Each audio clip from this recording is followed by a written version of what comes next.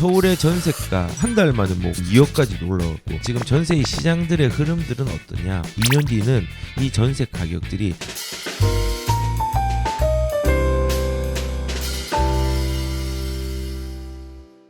지금은 통계의 온도는 조금 상승하고 있는 양상들이 보이지만요, 부동산의 체감의 온도는 상승의 체감을 느끼는 곳도 있고요, 그런데 아직까지 크게 못 느끼는 곳도 많이 있습니다.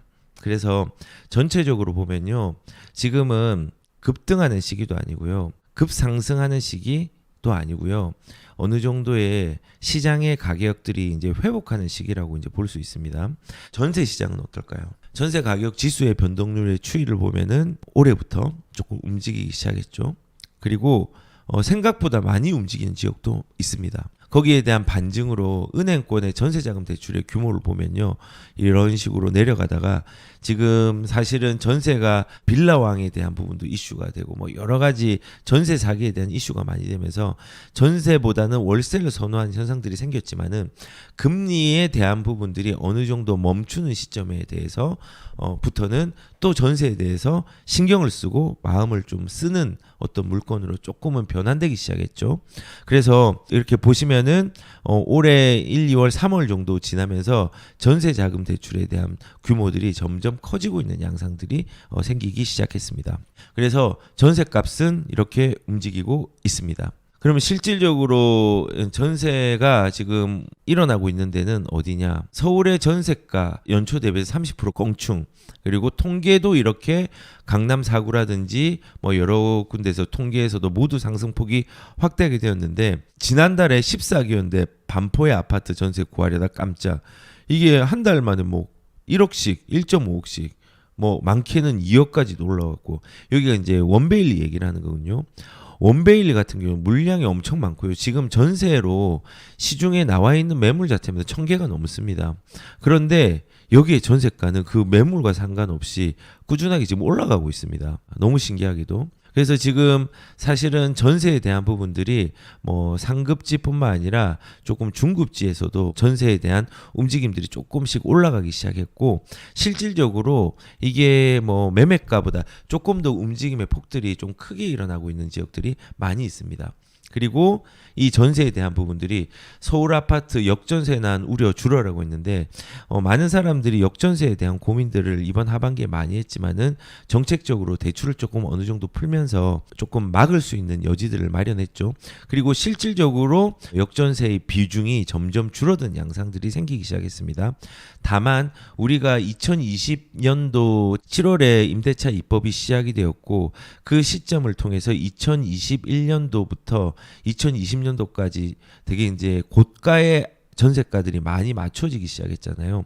그렇게 따지면 이 2022년도도 높은 가격의 전세가 형성된 부분이 있었기 때문에 아마도 지역별로는 다르지만은 2024년까지도 전세 회복이 과거의 고점 대비해서 회복되는 양상들은 그때까지는 아주 뭐 쉽게 이렇게 그만큼 올라가지는 않을 거라고 예상이 됩니다.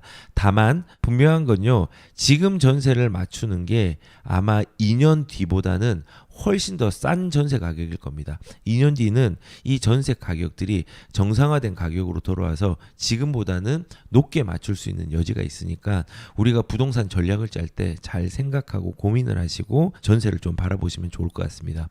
지금 전세는 아무튼 이렇게 올라가고 있습니다. 그러면은 지금 전세의 시장들의 흐름들은 어떠냐? 이제 서울의 전세 시장들 지금 올라가고 있다고 했는데, 지금 보시면 놀랍지 않나요? 저 위에 보면은 파란색, 글자는 안 보여도 상관없어요. 글자는 안 보여도 상관없습니다. 요 옆에 이제 강세 지역들이나 뭐 저기 색깔이 이제 분홍색으로 바뀐 것들 제가 조금 대충 적어놨으니까요. 일단은 서울은요, 위에 보시는 바와 같이 이때는 전부 다 파란색이었죠. 이게 일주일 간격으로 이제 통계가 나오는 거니까. 그런데 어느 순간에 희미해지더니요, 지금 상승으로 전하는 데가 점점 이렇게 많아지기 시작했습니다. 근데 보시면은 전세 이제 강세 지역은 또 어디냐? 전세 강세 지역은요, 광진구, 서대문구, 강동구, 관악구도 전세가 좀 올라오더라고요. 동작구, 그다음 송파구, 서초구, 강남구, 양천구, 용산구, 강북구, 성북구, 중국까지도 지금 전세가 좀 강세들이 좀 이어지고 있는 양상들이 잡히고 있습니다. 현장에서는 이 관악구의 전체의 전세가 강세가 아니라요. 물건별로는 차이가 분명히 있습니다. 근데 전체적으로 올라오는 흐름들이 있는 물건들이 점점 더 확산되고 많아지고 있다는 걸 말씀을 드리고 싶네요. 그래서 일단은 이렇게 서울에서는 전세 강세 지역이 조금 일어나고 있고요. 그리고 지금 요게 경기도니까 이 부분에 대해서 전세 강세 지역들을 말씀을 드리면요. 경기도는 과천, 그다음에 안산, 단원, 안산시 전체가 조금 움직이죠. 성남, 수정의 중원, 그리고 시흥, 하남, 김포가 전세가 강세가 좀 있습니다. 그리고 특히 과천이 정말 세게 매매가와 전세가가 반등하고 있거든요. 여기 보시면은 요 지역이 지금 과천인데 이 과천의 전세가를 보시면은 굉장히 가격 반등들이 꾸준하게 일어나고 있는 걸 볼 수가 있습니다.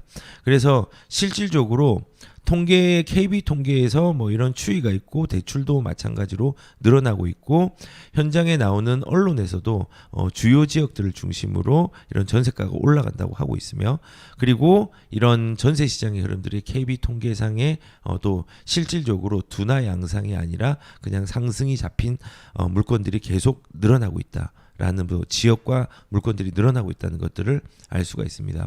그래서 지금 전세 가격의 현황들은요.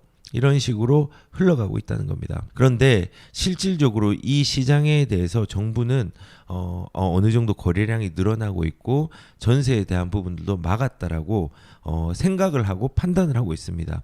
그런데 이제 걱정을 하는 게 이러한 흐름들이 너무 빨리 움직이는 것들을 염려하고 있습니다.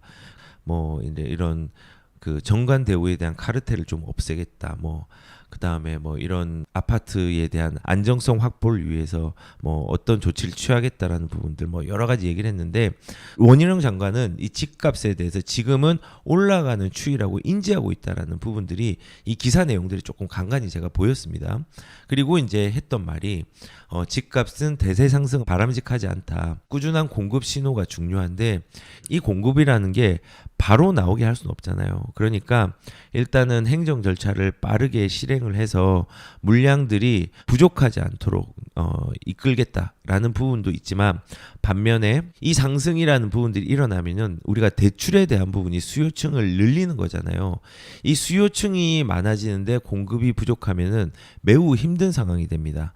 가격들이 급등을 할 수 있으니까 이런 부분을 막기 위해서 금리에 관련된 대출 그리고 공급의 행정 절차의 속도 이런 부분들을 한 개는 공급은 빠르게 그다음에 수요층이 들어오는 것들은 균형감 있게 조금 필요할 때는 대출을 조금은 규제를 하면서 가겠다는 거죠. 제가 뭐 한 저번 주랑 저저번 주에도 얘기를 했지만요. 대출에 대한 규제 자체는요. 조금은 지금보다는 풀어준 만큼은 하반기에는 그런 신호들은 좀 많이 주진 않을 걸로 예상이 듭니다. 왜냐하면 거래량이 계속 증가하면서 가격들이 계속 올라가는 추이에 있기 때문에 더 이상 수요층의 꼭지를 다주택자까지 대출을 풀어버린다고 하면은 아마도 정부에서 원하지 않는 정치적 방향과 그 다음에 시장의 방향들이 나올 것 같아요. 정치적 방향은 급등을 하면은 이 표심에 대한 문제가 생기고요. 그리고 시장에서 지금의 다주택자를 또 이렇게 들어오게 하면요. 급등을 하면 문제가 여러 가지가 이제 생기죠. 사실은 정치를 하고 정책을 만드는 사람 입장에서는요. 급락도 급등도 원하지 않고요. 천천히 균형감 있게 가기를 원합니다. 아무튼 그런 부분에 있어서 지금은 이제는 그걸 모니터링을 해서 상승이 급하지 않도록 컨트롤하면서 가겠다는 얘기를 한 것 같습니다. 근데 뭐 원희룡 장관이 시장에 대해서 우리가 깊이 관여를 하지 않겠다고 하지만요. 사실 좀 언론 플레이를 통해 가지고 여러 가지 좀 이슈화 시키지 않아야 되는 부분까지 이슈화 시키면서 정치에 대한 어떤 방향성들을 개인의 정치의 방향성을 조금 많이 드러냈잖아요. 그런 부분들이 조금은 아쉬운데 아무튼 뭐 그거는 제가 판단할 일은 아니니까요. 원희룡 장관이 오늘 이런 그 대세 상승에 바람직하지 않기 때문에 대출과 공급의 행정의 속도를 조금은 조절하면서 가격들의 움직임들을 조금씩 잡아가면서 가겠다는 발언을 했습니다. 이 말은 지금 현재 시장을 대변하는 겁니다.